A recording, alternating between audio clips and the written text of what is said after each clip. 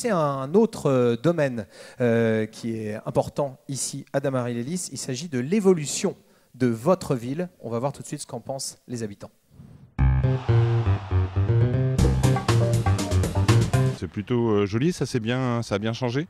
C'est vrai qu'il y avait les tours avant, il y a eu une réhabilitation dans les quelques années précédentes, donc c'est plutôt agréable.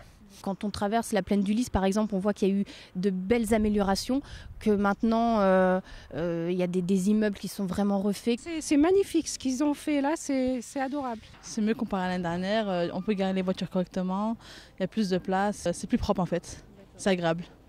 J'utilise juste la gare pour aller à mon travail qui est à Paris. La gare de Melun, elle est très pratique. C'est pas le Damary qui pose des soucis, c'est la SNCF qui pose des soucis. Les transports, quand ils sont à l'heure, toujours en retard, 10 minutes de retard principalement.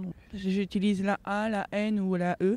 Les bus le dimanche parce qu'il y en a seulement un. C'est vachement bien développé par rapport à quand j'étais petite, les horaires. Alors, il y a une reconnaissance, en tout cas, qui est unanime sur la transformation urbaine, notamment grâce au PRU, le programme de rénovation urbaine qui avait été mis en place, si je ne me trompe pas, avec l'aide de l'ANRU, l'Agence nationale pour la rénovation urbaine, créée par Jean-Louis Borloo. On va justement en dire un petit mot sur le dispositif qui va continuer en 2015, je crois. Oui, évidemment, l'ANRU, il faut immédiatement, et vous l'avez fait, saluer l'action de Jean-Louis Borloo, qui a été l'initiateur de cette notion de guichet unique pour transformer les quartiers. On en voit les résultats concrets à Damary-lès-Lys. Évidemment, nous pouvons nous réjouir des résultats, et d'ailleurs, l'ensemble des intervenants du film le reconnaît. 300 millions d'euros ont été injectés sur ce territoire. La principale part en revient bien entendu aux propriétaires bailleurs, qu'il convient donc de saluer et de remercier dans les actions qu'ils ont menées à nos côtés. Je salue une nouvelle fois l'action également de mon prédécesseur Jean-Claude Mignon qui s'est tout de suite inscrit dans ces dispositifs alors qu'il n'était qu'au stade du développement. Et je me rappelle à l'époque ce que nous avons évoqué et je me disais mais ça ne va pas être tout simplement possible. Eh bien si, ça a été possible grâce à toutes les énergies qui ont été développées. Ce qui reste à faire, puisqu'il reste des choses à faire dans le cadre de cette ANRU 1, ce sont des opérations que nous allons pouvoir conduire parce que les précédentes ont été particulièrement bien menées, bien étudiées. Des restes de crédit sont disponibles et donc c'est ainsi que nous allons pouvoir, et c'est déjà en cours, puisque la concertation avec la population est derrière nous et que les opérations ont commencé, ce sont les rénovations qui vont se dérouler sur les secteurs Provence, Normandie et également l'îlot Savoie. Ça va continuer encore en 2015 grâce à cette bonne gestion qui perdure. Ça va continuer, c'est-à-dire que nous allons terminer les dispositifs au titre de l'ANRU 1. Alors, justement, il y a une petite question qui se pose, parce qu'il semblerait que justement la ville ne soit pas retenue dans l'ANRU 2, parce que l'Agence nationale de la rénovation urbaine évolue, et du coup, elle a changé sur certains critères, et par conséquent, vous ne seriez pas retenu. Alors évidemment, j'ai appris, comme beaucoup d'autres, que nous n'étions pas retenus au titre de l'ANRU 2. Bon, d'abord, l'ANRU 2, ça n'a pas de comparaison avec l'ANRU 1. Du point de vue du montant des sommes qui sont mobilisées. Mais néanmoins, nous pouvions y avoir, et nous disons le plus fermement possible, que nous y avons un intérêt pour parachever un certain nombre d'opérations qui n'ont pas été menées complètement, ou en tout cas jusqu'à leur terme. Donc nous allons entreprendre la tournée des ministères, des agences, de manière à pouvoir, et j'associerai bien volontiers le député Jean-Claude Mignon à ces démarches, parce que je pense que nous avons des choses à dire dans le sujet. Je pense que très légitimement, on peut considérer que nous avons été performants sur les premières opérations, et je trouve que nous devrions pouvoir bénéficier de ces deuxièmes dispositifs, au moins au titre de l'aspect régional de ce dispositif. Alors on va continuer à parler de l'évolution de la ville, et parce qu'au-delà du PRU, dans le quartier de la Plaine du Lys, vous avez aussi des projets d'aménagement dans les autres quartiers, et surtout une revalorisation du cadre de vie. Alors, évidemment, il y a des opérations qui ont été menées hors en rue, si je peux m'exprimer ainsi, qui ont été menées pour rénover et transformer un certain nombre d'autres quartiers. Je pense en particulier au secteur de la justice, au secteur également de l'abbaye, et puis nous réfléchissons actuellement au secteur de Jean de La Fontaine, sur lequel l'opération est plus compliquée puisque le tissu urbain n'est pas le même. Mais néanmoins, nous sommes déterminés à apporter des solutions aussi à ce quartier. Avec des améliorations dans le cadre de vie, notamment de façon pragmatique, la collecte des déchets notamment. Alors c'est vrai que c'est un détail mais qui est important, que nous avons travaillé dans le cadre de ce qui se fait sur le secteur de la justice à l'enfouissement des conteneurs, à l'enfouissement des conteneurs d'ordures ménagères. Je trouve que c'est une bonne solution. Oui, le système des bornes enterrées, c'est ça? Le système des bornes enterrées. D'accord.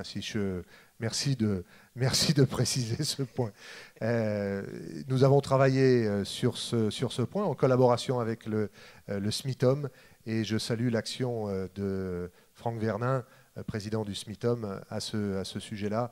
Les services du SMITOM nous apportent des bonnes solutions techniques. Il faut les étudier. Alors, on voit bien que le regard sur la ville, il y a une évolution positive de la part des habitants. Et l'amélioration de l'habitat, ça n'y est pas étranger. Oui, il y a, je crois, et là je fais référence à ce que j'entends dire à la région Île-de-France, où je siège également, et puis je m'occupe plus particulièrement des questions de logement. Je pense que l'équilibre en matière d'habitat est quelque chose de fondamental. On le verra un peu plus tard. Je pense que l'équilibre au niveau des finances est aussi quelque chose d'important. Mais pour ce qui concerne l'habitat, c'est extrêmement important d'avoir une offre variée sur le territoire.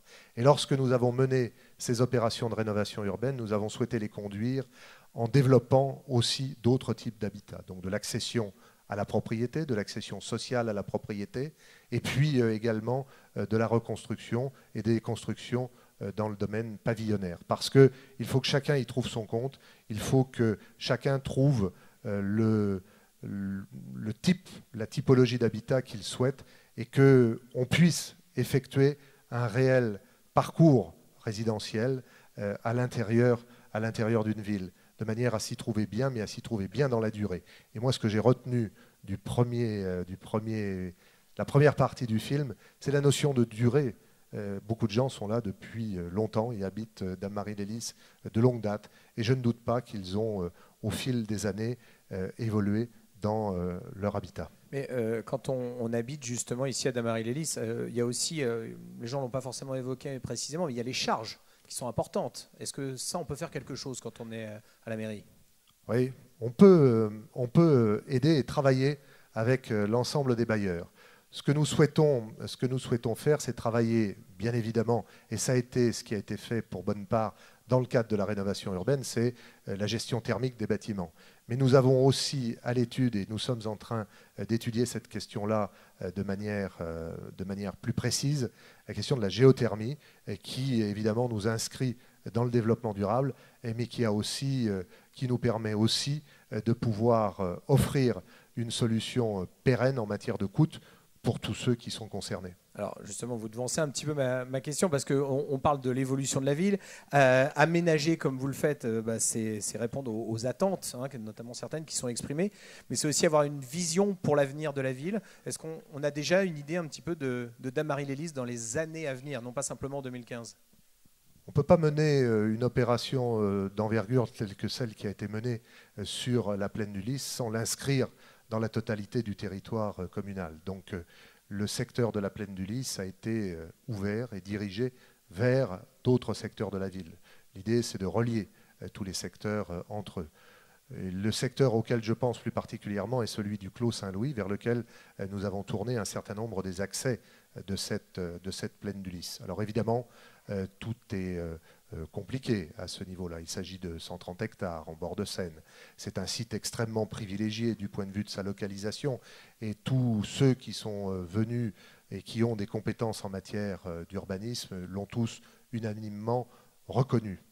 Cela dit, c'est un site aussi qui a ses contraintes et nous travaillons actuellement en étroite collaboration avec la communauté d'agglomération Melun-Val de Seine à rapprocher les deux projets qui existent et qui sont majeurs sur notre territoire, à savoir le pôle gare porté par la ville de Melun, le secteur qui est en pleine restructuration, en pleine étude, avec le secteur du Clos Saint-Louis pour trouver des passerelles à ce niveau-là et pour faire que notre cœur d'agglomération devienne un véritable phare pour cette agglomération. Alors, vous parliez des passerelles, justement, j'ai envie de vous parler du problème des franchissements, justement, parce qu'il y en a, hein, il va falloir les régler, ceux-là.